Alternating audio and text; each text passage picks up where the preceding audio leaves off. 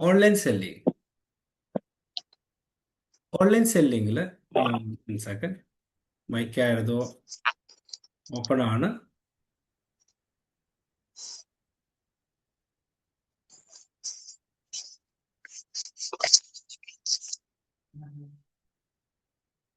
Okay okay.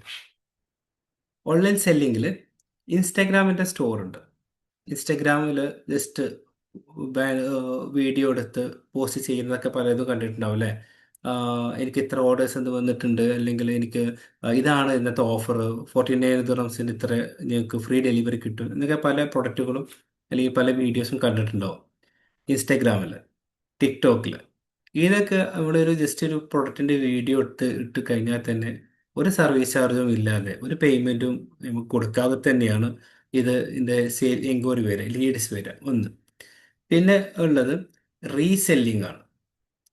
Reselling വേണ്ടി ഇപ്പോൾ Amazon പോലെയുള്ള ഏത് മാർക്കറ്റ് പ്ലേസിലും അല്ലെങ്കിൽ ഇൻസ്റ്റാഗ്രാം സ്റ്റോർ വെച്ചിട്ടും റീസെല്ലിംഗ് നമുക്ക് സെറ്റ് ചെയ്യാൻ പറ്റും. റീസെല്ലിംഗ് എന്ന് പറയുമ്പോൾ നിലവിലെ ഏതെങ്കിലും ആളുകൾ ആ പ്രൊഡക്റ്റ് ബ്രാൻഡ് സെല്ല് ചെയ്യുന്നുണ്ടോ, അവരുടെ പ്രൊഡക്റ്റ് നമ്മൾ പർച്ചേസ് ചെയ്തിട്ട് ഞങ്ങളുടെ ത്രൂ സെല്ല് ചെയ്യുന്നതാണ് റീസെല്ലിംഗ്. ഓക്കെ. ഓൾറെഡി എല്ലാ ലിസ്റ്റിംഗ് അതിൽ റെഡിയാണ്. ഇപ്പോൾ ആമസോണിൻ്റെ കേസ് പറയുമ്പോൾ ലിസ്റ്റിംഗ് റെഡിയാണ്, പ്രൈസ് റെഡി, എല്ലാം റെഡിയാണ്. ഇവിടെ ആ കയ്യിൽ വേണ്ടത് ആകെ പ്രൊഡക്റ്റാണ്, വേറെ ഒന്നും ആവശ്യമില്ല. അപ്പോൾ അതിൻ്റെ ഒരു കോപ്പി എടുത്തിട്ട് നമ്മുടെ അക്കൗണ്ടിലോട്ട് ലിസ്റ്റ് ചെയ്തിട്ട് ചെയ്യാൻ പറ്റും. അതാണ് റീസെല്ലിംഗ്. ഇതൊന്ന്. അതിൻ്റെ ലൈസൻസും കാര്യങ്ങളെല്ലാം വേണം ആമസോണ്. ഇതേ സിസ്റ്റം തന്നെയാണ് നമ്മൾ നൂണിലും, സോറി, ഇൻസ്റ്റാഗ്രാമിലും ടിക്ടോക്കിലും യൂട്യൂബിലൊക്കെ ചെയ്യാൻ പറ്റുന്ന സിസ്റ്റം. സെയിം പ്രോഡക്റ്റിൻ്റെ ചെറിയൊരു വീഡിയോസ് കാര്യങ്ങൾ എടുത്തിട്ട് ലിങ്ക് അങ്ങോട്ട് കൊടുക്കാം. അത് നമ്മൾ പറയും, അഫിലിയേറ്റഡ് മാർക്കറ്റ് നമ്മൾ പറയും. ഇതാണ് റീസെല്ലിങ്. പിന്നെ വരുന്നതാണ് ഡ്രോപ്പ് ഷിപ്പിംഗ്. ഡ്രോപ്പ് ഷിപ്പിംഗ് എന്ന് പറയുമ്പോൾ നമ്മുടെ ഒരു സ്റ്റോക്കും സെറ്റ് ചെയ്യാതെ ബിസിനസ് ചെയ്യുന്നതാണ് ഡ്രോപ്പ് ഷിപ്പിംഗ്. ഇതിൽ ഇപ്പോൾ നിലവിൽ UAE മാർക്കറ്റിൽ ഒത്തിരി ബിസിനസ് ചെയ്യുന്ന ആളുകൾ ഈ ഒരു ഡ്രോപ്പ് ഷിപ്പിംഗ് കൊടുക്കുന്നുണ്ട്. പല ബിസിനസ് ചെയ്യുന്ന ആളുകൾ ഡ്രോപ്പ് ഷിപ്പിംഗ് കൊടുക്കുന്നുണ്ട്. പക്ഷേ ഡ്രോപ്പ് ഷിപ്പിംഗ് ചെയ്യുന്നതിന് മുമ്പ് നിങ്ങളുടെ ഏത് പ്രൊഡക്റ്റാണ് എനിക്ക് പരിചയമുള്ളത്, എനിക്ക് സെല്ല് ചെയ്യാൻ ആവശ്യമുള്ളത് എന്നൊന്ന് ക്ലാരിറ്റി വരുത്തിക്കണം. എല്ലാ പ്രൊഡക്റ്റും എല്ലാം ചെയ്യണ്ട. ഇപ്പോൾ ടോയ്സ്, മേക്കപ്പ്, അല്ലെങ്കിൽ ഇലക്ട്രോണിക്സ്, ഹൗസ് ഹോൾഡ് ഐറ്റംസ്, എല്ലാം കൂടി മിക്സ് ചെയ്ത് ചെയ്യരുത്.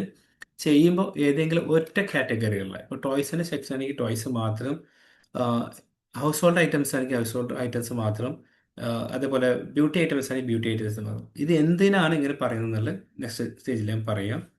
അതാണ് ഡ്രോപ്പ് ഷിപ്പിങ്ങിൻ്റെ കേസ്. ഇപ്പോൾ ഇതിലിപ്പോൾ ഒരു ഉദാഹരണത്തിന് ഒരു പെർഫ്യൂമിൻ്റെ സ്ഥാപനമാണ് നമ്മൾ കൊളാബ് ചെയ്തു, അവരുടെ പ്രൊഡക്റ്റാണ് ഞങ്ങൾ ത്രൂ സെല്ല് ചെയ്യുന്നതെങ്കിൽ അവരുടെ ഓർഡർ വരുന്ന സമയത്ത് അവരുടെ വാട്സപ്പിലോട്ടോ അല്ലെങ്കിൽ അവരുടെ ഡയറക്റ്റായിട്ടോ കണക്ട് ചെയ്യുക.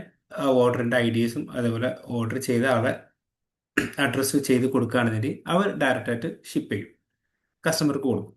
അതിൻ്റെ ചെറിയൊരു കമ്മീഷനാണ് നമുക്ക് കിട്ടുക ഡ്രോപ്പ് ഷിപ്പിംഗ്. ഇതിൻ്റെ ഒരുപാട് സ്റ്റേജുകളുണ്ട്, അതൊക്കെ പിന്നെ നമ്മൾ എക്സ്പ്ലെയിൻ ചെയ്യാം. പിന്നെ വരുന്നതാണ് ആമസോൺ നൂൺ. ആമസോൺ നൂണിൽ സെല്ലർ അക്കൗണ്ട് സ്റ്റാർട്ട് ചെയ്യണമെങ്കിൽ ഈ ഒരു ബിസിനസ് ലൈസൻസ് ഇപ്പോൾ UAEയിൽ ആവശ്യമുണ്ട്. എന്നാൽ മാത്രമാണ് കൊമേഴ്സിൽ മാർക്കറ്റ് പ്ലേസിൽ ബിസിനസ് സ്റ്റാർട്ട് ചെയ്യാൻ കഴിയുക. ആമസോൺ നൂൺ മുകളിൽ പറഞ്ഞ ഒന്നിനും സ്റ്റാർട്ടിങ്.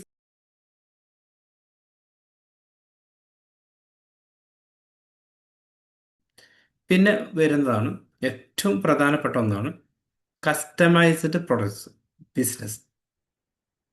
കസ്റ്റമൈസ്ഡ് പ്രൊഡക്റ്റ് എന്ന് പറയുമ്പോൾ നിങ്ങളുടെ ഇപ്പോൾ ഗിഫ്റ്റ് ഐറ്റംസ് ഇപ്പോൾ ഉദാഹരണത്തിന് ഒരു ബർത്ത്ഡേ ഒരാൾക്ക് വരുന്നുണ്ട്. അപ്പോൾ ആ ബർത്ത്ഡേൻ്റെ ആവശ്യമായിട്ടുള്ള ഗിഫ്റ്റ്, അവരുടെ ഷർട്ട് അല്ലെങ്കിൽ അതിനാവശ്യമായിട്ടുള്ള ഗിഫ്റ്റുകളെല്ലാം ബോക്സിൽ സെറ്റ് ചെയ്തിട്ട് അത് കൊടുക്കുന്നത്. ഇത് വളരെ സീറോ ഇൻവെസ്റ്റ്മെൻറ്റിൽ തുടങ്ങാൻ പറ്റിയതാണ്.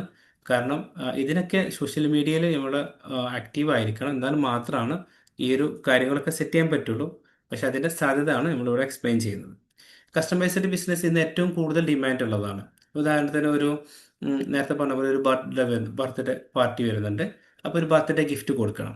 ആ ബർത്ത്ഡേ ഗിഫ്റ്റ് കൊടുക്കണമെന്നുണ്ടെങ്കിൽ അപ്പോൾ നമ്മുടെ കയ്യിൽ കുറച്ച് ലിസ്റ്റുകൾ ഉണ്ടാവും, അല്ലെങ്കിൽ അവരുടെ ആവശ്യമായിട്ടുള്ള കാര്യങ്ങൾ അവർ സെൻഡ് ചെയ്ത് തരും. ഇത് അവരുടെ പേരിൽ പ്രിന്റ് ചെയ്തിട്ടും അല്ലെങ്കിൽ അവരുടേതായ രൂപത്തിൽ സെറ്റ് ചെയ്തതിന് ശേഷം അവർ പറയുന്ന അഡ്രസ്സിലേക്ക് സെൻഡ് ചെയ്യുക. ഇതാണ് കസ്റ്റമൈസ്ഡ് പ്രൊഡക്റ്റ്.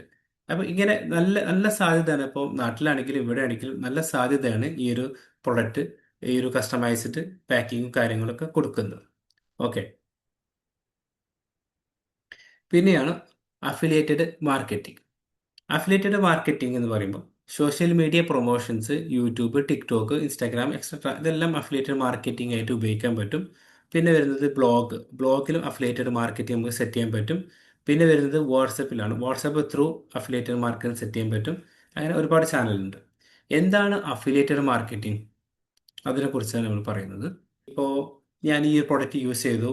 ഒരു ഉദാഹരണം പറയാം. ഞാൻ ഈ പ്രൊഡക്റ്റ് യൂസ് ചെയ്തു. എനിക്ക് നല്ല റിസൾട്ട് ഉണ്ട്. ഈ ഒരു പെർഫ്യൂം ഞാൻ യൂസ് ചെയ്തിട്ട് ഇത്രയും 24 ഹവേഴ്സാണ് ഇതിൻ്റെ സ്മെല്ല് ഉണ്ടായിരുന്നത്. അപ്പോൾ നല്ല നല്ല എനിക്ക് അടിപൊളിയായിട്ട് തോന്നി. അതുകൊണ്ടാണ് ഞാൻ അങ്ങോട്ട് പറയുന്നതൊക്കെ വീഡിയോസിൽ പക്ഷേ കണ്ടിട്ടുണ്ടാവും അല്ലേ?